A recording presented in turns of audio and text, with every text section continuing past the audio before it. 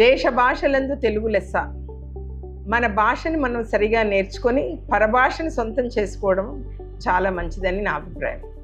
Kiran international school ప్రిన్సిపల్గా కస్తూరి రెడ్డిని మాట్లాడుతూ మీ అందరికీ నా విజ్ఞాపన ఏంటంటే, మన భాషని సరిగా నేర్చుకొని దాన్ని సరిగా అన్వయించుకొని దాన్ని అభివృద్ధికి మీరు అందరూ కూడా చేయూతనివ్వాలని నా మనవి.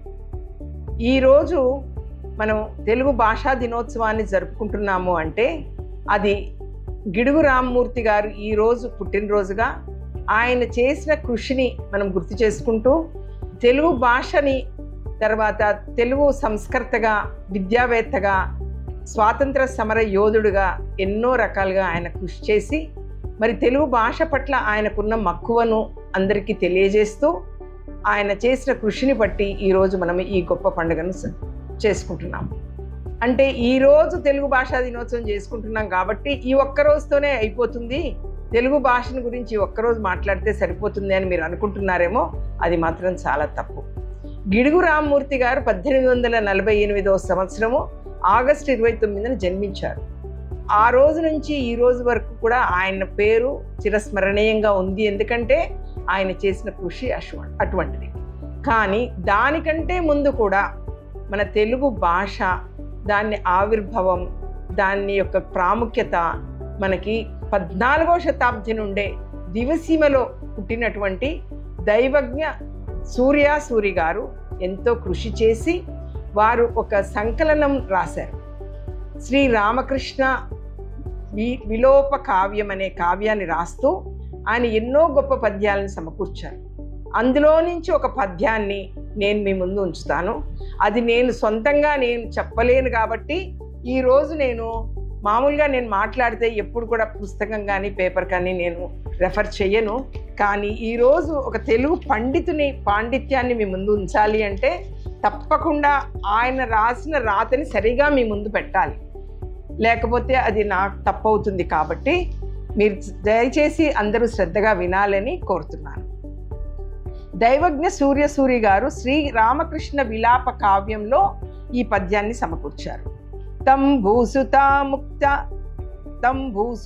ముక్తి ముదారహాసం వందే యతో భవ్య భవం దయాశ్రీ శ్రీయాధవం భవ్య భథో యదైవం సంహరదాస్ ముక్తి ముతా సుభూతం.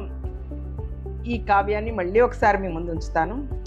తంభూసుతా ముక్తి ముదారహాసం వందే యతో భవ్య భవం దయాశ్రీ శ్రీయాధవం భవ్యభథో యదేవం సంహరదా ముక్తిముతా సుభూతం.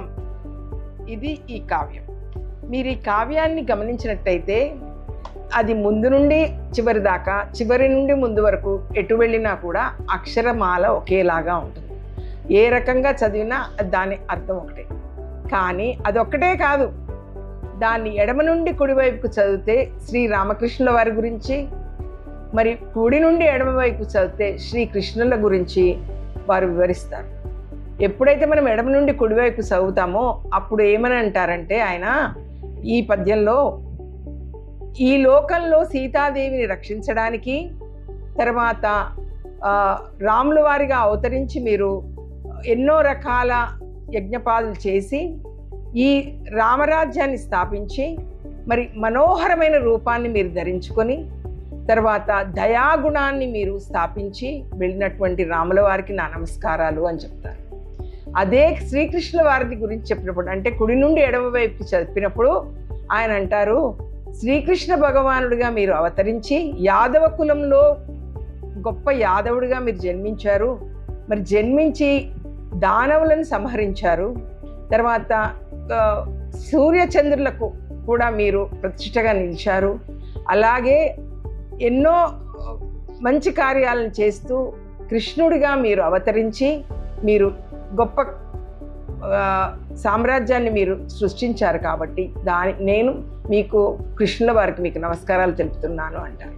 అంటే మాటలతో, పదాలతో ఒక క్రీడని సృష్టించారు ఆయన సూర్య గారు. అంటే మీరు క్రీడల్లో మామూలుగా హాకీ ఆడతారు, క్రికెట్ ఆడతారు, లేకపోతే ఫుట్బాల్ ఆడతారు, కానీ మీకు పదాలతో క్రీడను ఆడడం అనేది మీకు తెలియదు. సో అలా క్రీడగా ఒక పదాలతో క్రీడని ఆవిర్భవించిన ఈ దైవజ్ఞ సూరి గారికి మన నమస్సమాంజులు తెలుపుతూ, ఆనాటి నుండి ఈనాటి వరకు కూడా మనకి తెలుగు భాషని మనం పటిష్టం చేసుకుంటూ వస్తున్నామంటే ఎందరో త్యాగమూర్తుల త్యాగ గుణం ఉంది. కాబట్టి వారి యొక్క కృషి, వారి యొక్క పట్టుదల మనందరం కూడా మర్చిపోకుండా ముందుకు సాగాలని, అలాగే మన తెలుగు తల్లికి జోహార్లు అర్పిస్తూ, మన తెలుగు బృందం వారు మరి డాన్స్ టీచర్సు, నృత్య కళ వాళ్ళు, తర్వాత మ్యూజిక్ టీచర్సు చేసిన కృషి ఇవాళ చాలా గొప్పది.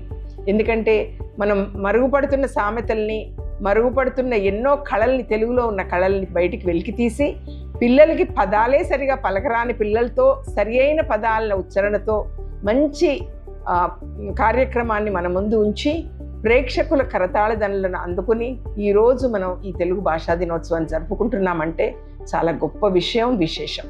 కాబట్టి మీరందరూ కూడా పిల్లలు తెలుగు భాషని ముందుకు తీసుకెళ్ళాలి. తెలుగు భాష అభివృద్ధికి మీ శాయశక్తులా చేయూతనివ్వాలి. మరి తెలుగు బృందం వారికి నా ప్రత్యేకమైన అభినందనలు తెలుపుతూ, శుభాకాంక్షలు తెలుపుతూ, జై తెలుగు తల్లి.